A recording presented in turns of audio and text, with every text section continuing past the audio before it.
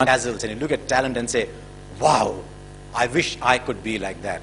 And yet you find that excellence is not about talent alone. In fact, a major part of excellence has nothing to do with talent.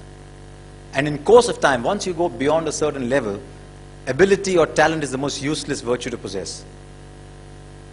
It's what you do with that talent that matters. And that's why he used a word, Mukesh used a word that I love, attitude.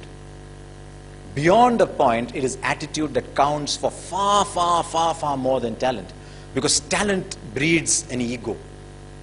And talent never solves problems beyond a point. And I was fascinated by something that Sandy Gordon said when we were doing a program together. Because I had seen a lot of young cricketers, extremely talented, who the moment they faced a roadblock did not know what to do. Because they had never had to struggle to succeed. They always used their talent to succeed. And Vinod Kambli is an example of that. The moment Courtney Walsh bounced him in Bombay, he was 22 years old. Was he? Yeah, he was 22 years old then. In 1994, he was 22 years old. Didn't know what to do, did not play a test match after that. His last test match was when he was 22 years old. Just did not know how to play the bouncing ball because talent had solved everything for him before. In the Australian Army, when they are, and this is something that doesn't come from sport, but it's something a sports scientist told me, that when they're building an elite core team, they look at your career record, your track record, and if you've never failed, they don't pick you.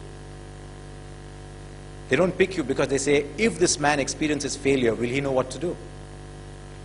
They pick people who failed and bounced back. And that is where your attitude comes through.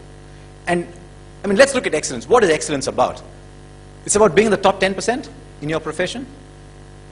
I mean, I know I'm talking to people who want to be in the top 1%, but there are a lot of ordinary people around us around. So let's say top 10%. Is talent important when you get to be in the top 10%? I mean, everybody in the top 10% will have the same talent, right? So what's your USP? It's what you do with the talent that counts. And unfortunately in our sport, and I think in India as a nation, we're dazzled by talent a great deal. I found that beyond a certain time in sport, as indeed in broadcasting, that your work ethic and your attitude counts from far more than talent. I mean, Tendulkar is a prime example.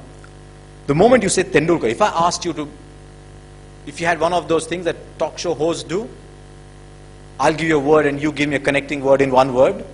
You say Tendulkar, you'll say talent, right? He played 55 games as a 14-year-old without a break. 55 days. He'd practice for 2 hours, play a game, practice 2 hours, fall asleep on the dining table. And do that 55 days in a row. That's attitude. You know, we think, and this is something we talk about in our corporate lectures as well, where we advise against talent. When Tendulkar was born, it wasn't that this nurse picked him up and said, here, Mrs. Tendulkar, here's 70 hundreds for you. Yeah? It isn't Tendulkar's talent that's produced 70 hundreds.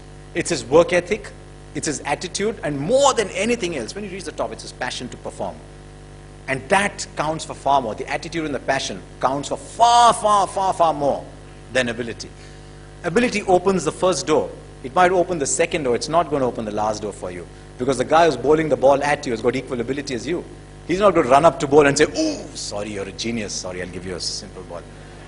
Which is what India's bowlers did in 1948 when they went to Australia.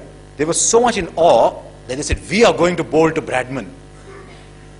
It was understandable in those days.